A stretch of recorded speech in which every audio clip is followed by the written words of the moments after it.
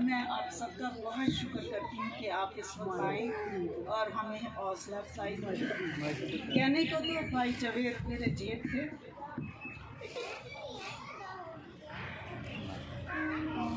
कभी महसूस नहीं हुआ कि वो मेरे जेठ हैं। हमेशा भाव की तरह, बड़े भाइयों की तरह मेरे साथ रहे। जब से मेरी शादी हुई वो हमारे साथ ही रहे। हमारा बहुत ख्याल रखा दोनों का। हमें दोनों कैसे रखते थे जैसे हम उनके बच्चे हैं। जब भी उनके घर जाना या उन्होंने आना, उनके चेहरे पे खास स्माइल होती थी। वो स्माइल मैं आज तक नहीं भूल सकती। जब वो गए तब भी उनके चेहरे पे स्माइल।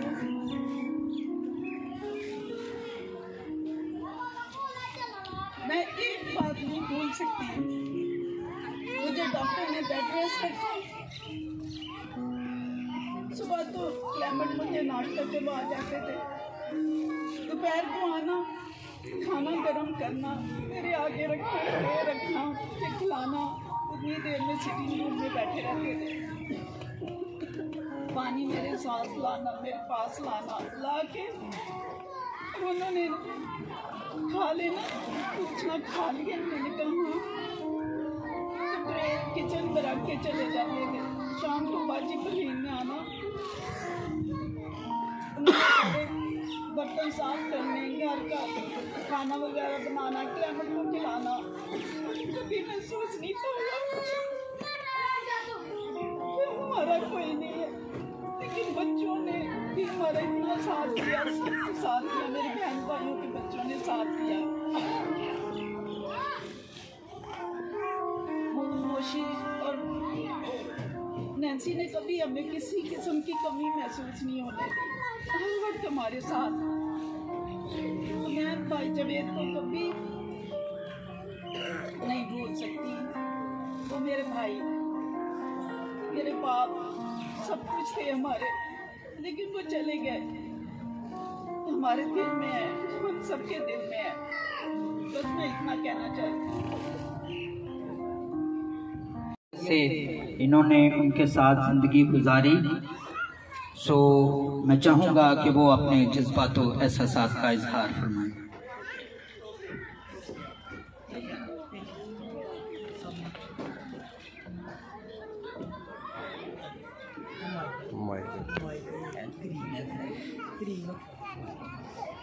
मेरी तरफ से आप सबको बड़ों को सलाम, छोटों को प्यार। मैं आप सबकी तहे दिल से शुक्रगुजार हूँ कि आप अपना कीमती वक्त निकाल कर हमारे गांव में और इस प्रोग्राम में शामिल हुए। कहने को तो बहुत कुछ है, लेकिन मैं ये कहूँगी कि आपको पता है कि हमारी फैमिली ज़रा कुछ मुख्तलिफ है। हमारी फैमिली में सब बहन भाइयों में बहुत प्यार से हम रहे हैं। लंबे अरसे तक हम दरानी जेठानी इकट्ठी रही हैं एक जगह पे, एक चूल्हे पे। रिश्ते में हम दरानी जेठानी हैं, लेकिन दिल से हम बहने हैं। और क्लाइमेट में अपने भाई की बहुत खिदमत की है। जब वो हॉस्पिटल में दाखिल थे तो इसको फिक्र होती थी कि कहीं न से खाना लेके जाए तो वो वापस कर देगा, तो वो हमें कहेंगे कि उसने खा लिया। इसकी कोशिश होती थी कि मैं सबसे पहले जाऊँ और उसको खाना अपने हाथों से खिलाऊँ। उनके बेटों ने उनकी खिदमत की। एंड में वे खुशी है, हमारी खुशकिस्मती है कि मेरी दोनों बेटियों ने, खुदा ने इनको बहुत मौका दिया। समीना का 5 साल का वीज़ा लगा, ये अपने बाप के पास पहुंच गई। रूबी भी अपने बाप के पास आई, दोनों बहनों ने मिलकर बहुत खिदमत की अपने बाप। फिर उनके बेटों बहुओं ने भी बहुत खिदमत की है। नायला भी उनकी पसंद का परफ्यूम लेके आती होती थी, बहुत खुश होते थे।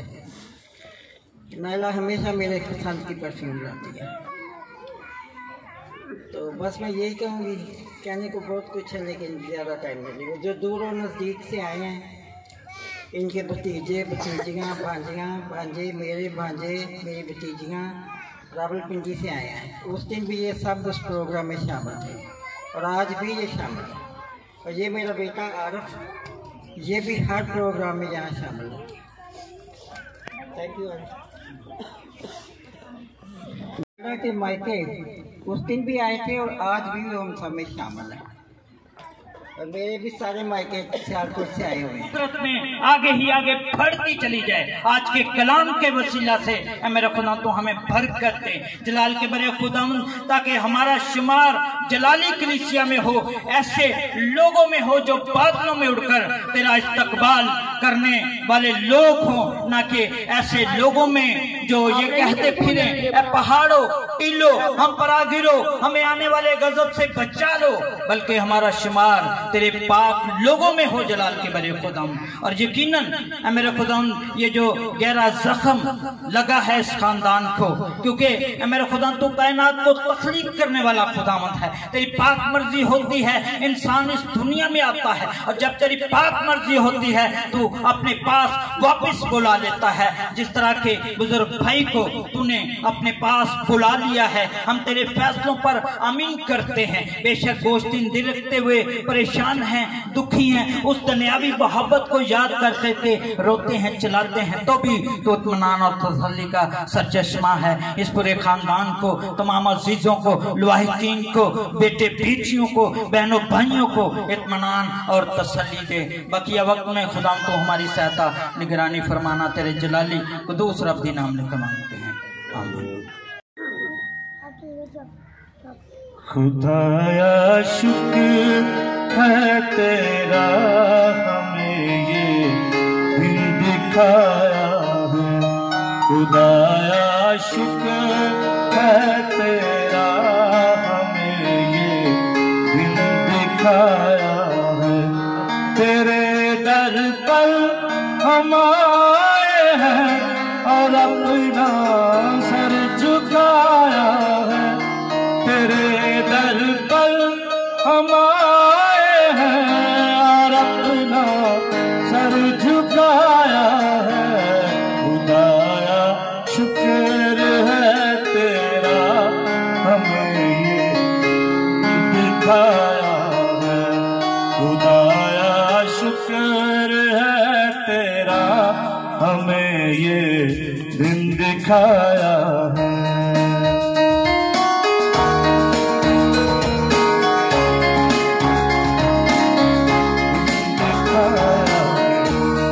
कभी हम भूल नहीं सकते मसीहा बरकत तेरी।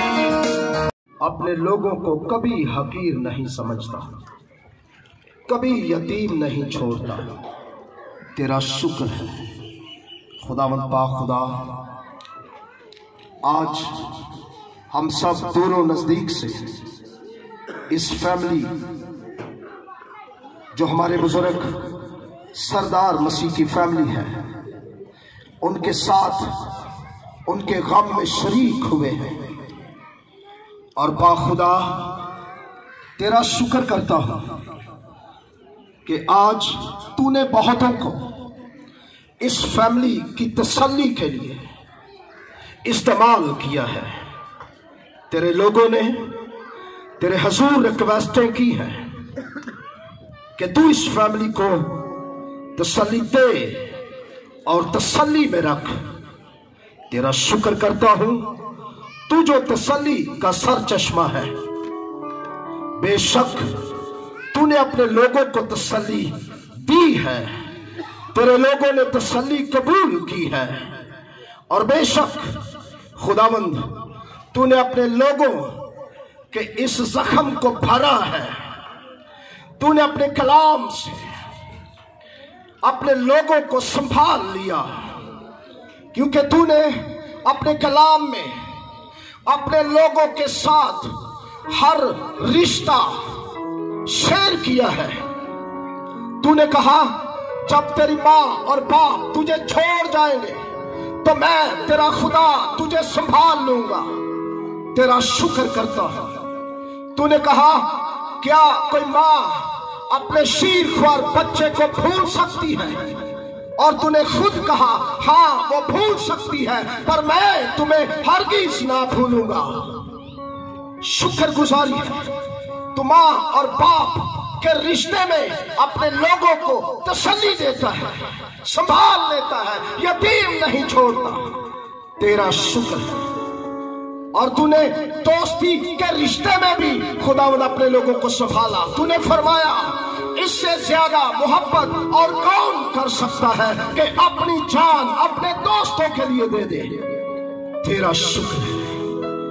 आज तेरे लोग तेरी दी हुई तसल्ली की फिर से शुक्रगुजारी कर रहे हैं। हमारे प्यारे भाई कलामत, उनकी अहलिया, हमारे भाई आसफ जवेद जो तुझ में सो गए हैं, उनकी अहलिया जो अमेरिका से हमारे पास पहुंचे हैं, खुदावंद आज फिर मुल्क पाकिस्तान में जहां जहां उनके रिलेशन है, जहां जहां लिंक है, जहां जहां रिश्ते हैं, सब खुदावंद तेरे लोगों के साथ अलकड़ा के अंदर इकट्ठे हुए। तेरा शुक्र है खुदावंद। मेहनत करता हूं ये रिश्ते हमेशा बहाल रहे, इनमें तेरा प्यार कायम रहे। अबलीस मकार जो इन रिश्तों के खिलाफ है हमेशा शर्मिंदा हो, फेल हो, और इन रिश्तों में खुदावंद तू जलाल पाए। तेरा शुक्र है। इबादत के बाकी हिस्सा में भी अपने लोगों को खूब इस्तेमाल करना है, संभालना, अपनी पनाह में रखना, पापों का जोर देना। खुदावंद यीशु के नाम से ये दुआ मांगते हैं, आमीन। क्या हम उसके लिए मायूस होते हैं? नहीं, हम तो तसल्ली रखते हैं कि ये सो गया है, ये सो गई है, तो फिर उठेगी। तो जब उठने वाला को आदमी है तो हमें इससे तसल्ली हासिल होती है। अब देखना यह है कि हमारा ये भाई या कोई मसीह जो इस तरह सो जाता है, क्योंकि जब हम कहते हैं ये एक नींद है तो फिर इसके लिए फिर उठने का भी तो वक्त हो, और वो वक्त कौन सा है? वो खुदावंद यीशु ने बताया कि वो कौन सा वक्त है। आप कलाम मुकद्दस में से एक कहानी को, जो कहानी नहीं हकीकत है, जानते हैं कि एक शख्स खुदावंद के पास आया और उसने कहा, खुदावंद मेरी बेटी मरने को है, मेरे घर चल ताकि वो ना मरे। उसका ईमान यहाँ तक ही है कि सिर्फ वो शिफा दे सकता है। सब उसे अभी ये नहीं पता कि ये तो जिंदगी है, क्योंकि यीशु ने कहा था राह, हक और जिंदगी मैं हूँ। वो जिंदगी देने वाला है। जब आदम को मिट्टी से बनाया गया तो भाई उसमें जिंदगी कब आई? हाँ, खुदा ने उसके नथनों में जिंदगी का दम, और वो जिंदगी कौन है? यीशु। जिस तरह मैंने अभी कहा, राह, हक और जिंदगी मैं हूं। कोई मेरे वसीले के बगैर बाप के पास जा नहीं सकता। इससे बड़ी तसल्ली और क्या हो सकती है कि हम यीशु के मानने वाले हैं। जब यीशु के मानने वाले हैं तो हमें तसल्ली होती है, क्योंकि अभी इस हवाले में आपने पढ़ा, जब हमारा ये ईमान है कि यीशु मर गया और जिंदा हुआ, तो फिर हमको भी जो उस पर ईमान लाते हैं, जो उसके कलाम पे चलते हैं, वो हमें भी उसी तरह क्या करेगा? जिंदा कर लेगा, उठा लेगा। हम जी उठेंगे, हमारी नींद खुल जाएगी। और वक्त कौन सा होगा? वक्त मुकर्रर होगा ना।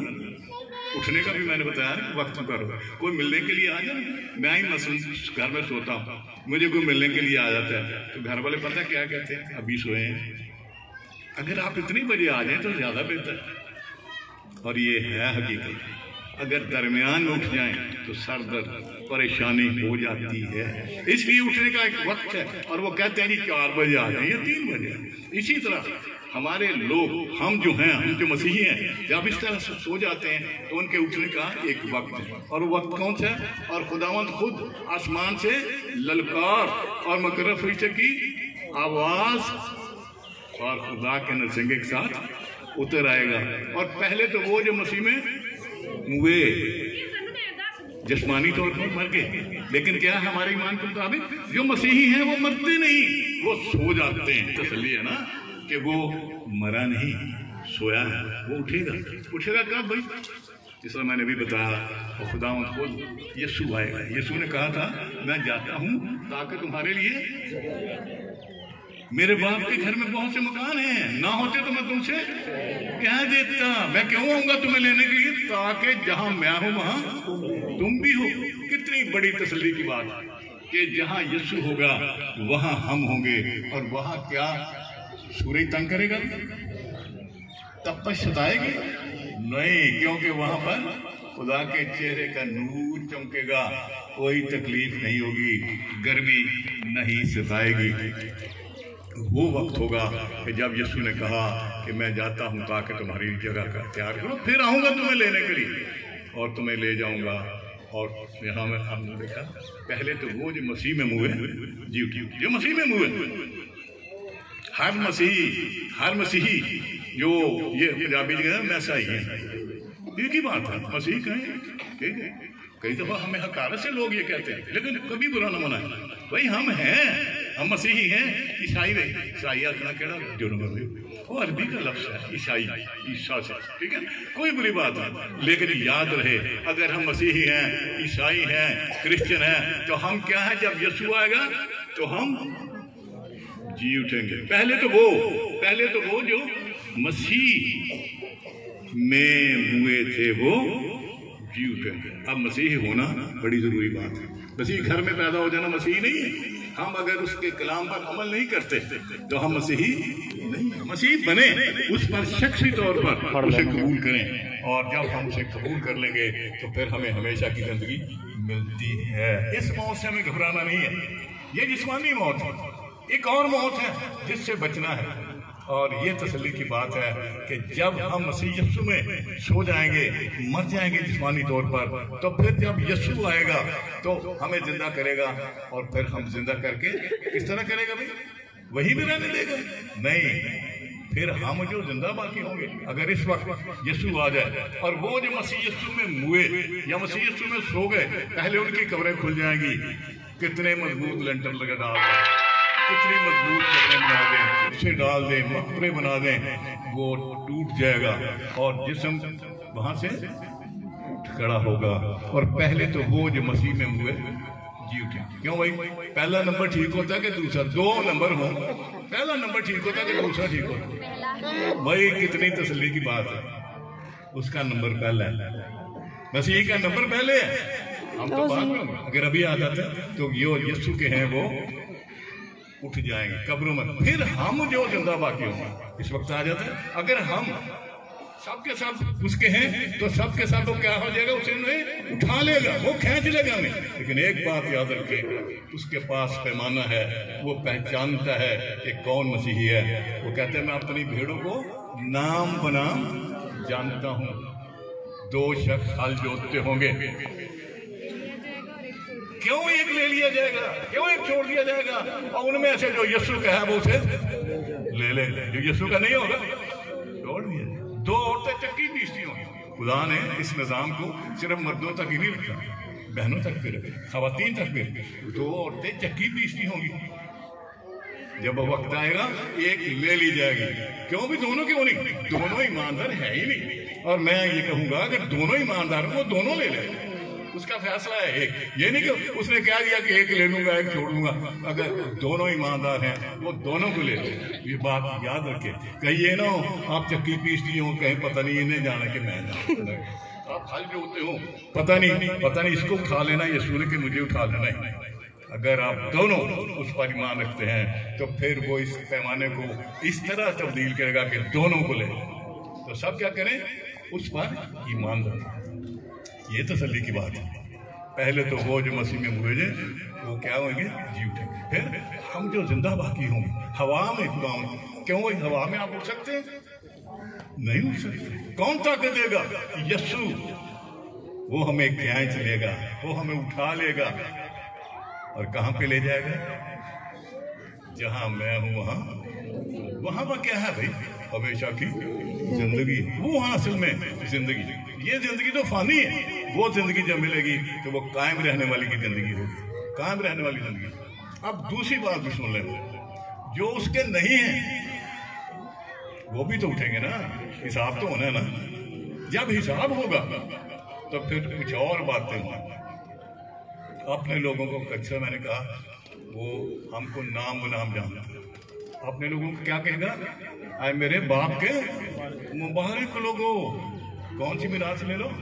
जो बिना आलम से तुम्हारा, मतलब जो ईमानदारों के लिए बनाएगी वो ले लो। उसका पैमाना कितना अच्छा है, गुनाहगारों को भी जानता है। हाय मलउनो, उस आग में चले जाओ जो किसके लिए? और तेरे लिए नहीं, इब्लीस और उसके फरिश्तों के लिए तैयार की गई। तू इब्लीस का हो गया, तू इब्लीस के फरिश्तों जैसा हो गया, लिहाजा तू भी जा आग में।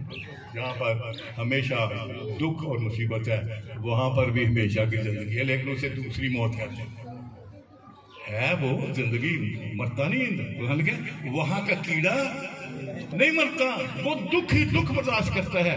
ये है हमारे लिए तसल्ली की बात। अगर हम उसके हैं तो हम हमेशा के आराम में चले जाते हैं।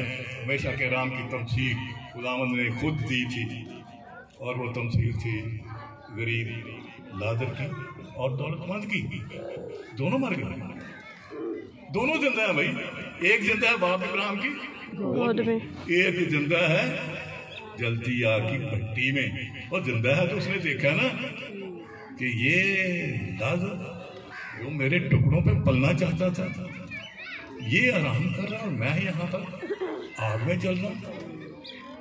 अरे बाप इब्राहिम, इसे भेज, क्या करे तो गिलास पानी ना दे दे, उंगली ना छिड़ाता कर, तुम्हें कितना सुकून मिल जाएगा हमें उंगली के थ्रू। अगर मुझे प्यास लगे और मैं पानी मांगू और आप गिलास लेकर आए, भरा हुए लेके आए, और आप कह दीजिए एक घूंट लेना है, क्या मेरी प्यास बुझ जाएगी? नहीं बुझ जाएगी। वो सिर्फ तसल्ली ना, डूबते कुत्ते नहीं कर सकता, चले थोड़ा सा, लेकिन क्या उसे वो पानी मिल गया?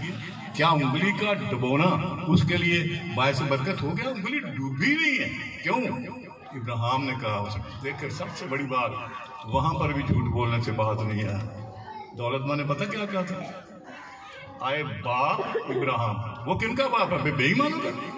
और जो दोज़ख में जाने वाले उनका बाप है? नहीं, वो बाप है उनका जो ईमानदारों का है, क्योंकि लिखा क्या है, वो इब्राहिम क्या है? ईमानदारों का।